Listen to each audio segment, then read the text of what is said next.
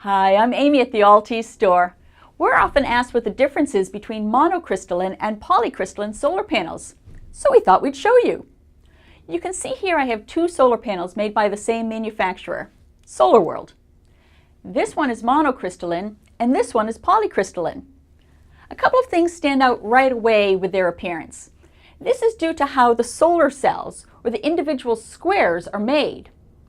The monocrystalline panel is a consistent black or very dark blue color. It's cut into wafers from a conical silicon ingot that's been grown in the lab. To make the ingot, the silicon rocks are melted at 2,500 degrees Fahrenheit, and then a seed crystal is lowered into the melted slush and slowly pulled up while rotating. It's almost like making a hand-dipped candle, but instead of melting wax, you're melting rocks. Because of the round shape, there's a lot of material that's wasted as they cut it into the required square shape. That's why they usually have rounded corners to help minimize the waste. If you look at older solar panels, they actually made them with round cells. Here's a picture I took of an old Arco solar panel from about 30 years ago, and it still works, for the record. Polycrystalline cells are made a different way. They load about 1,300 pounds of silicon rocks into a 3-foot by 3-foot quartz mold to create a square shape, and then load it into a 2,500 degree Fahrenheit furnace. It takes about 20 hours to melt and about 3 days to cool down. The polycrystalline panel has a blue mottled look, like a piece of particle board. Looks like it's made up of a bunch of multiple chips of silicon pressed together. But that's actually caused from when the melted silicon cools and hardens. It crystallizes like frost on a window. When it's sawn into the wafers, there's much less wasted material from the square ingot than from the round monocrystalline ingot, and it's a less expensive manufacturing process. Due to the higher cost of manufacturing, monocrystalline panels tend to be a little more expensive than polycrystalline panels. Though efficiencies in manufacturing process are really reducing the cost differences. Okay. So monocrystalline panels look different and cost a little more than polycrystalline.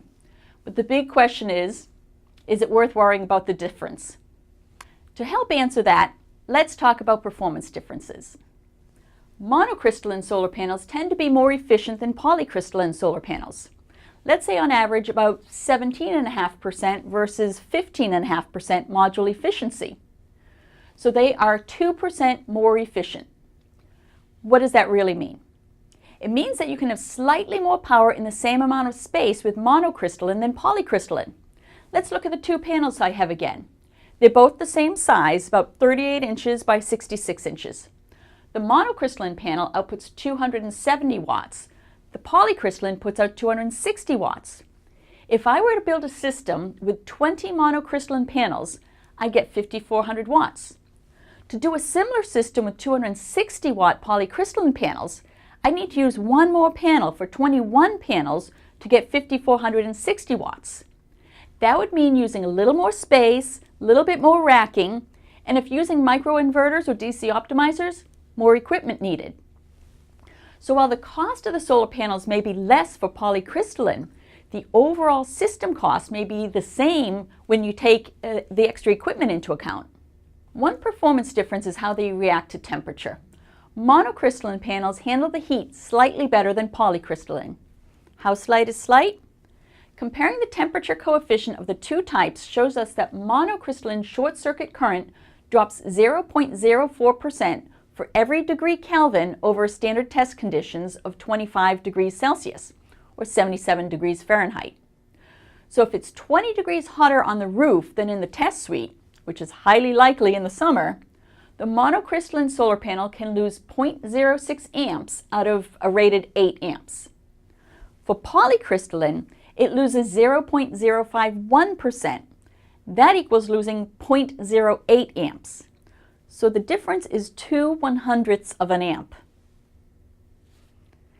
In extreme desert conditions, the difference may be big enough to matter, but for most residential environments, the difference is quite small. Finally, monocrystalline panels tend to behave a little better in less than perfect light conditions. No solar panel, regardless of their type, performs well in the shade, period. But If you have slight shading issues or tend to have hazy skies, monocrystalline panels may perform a little better.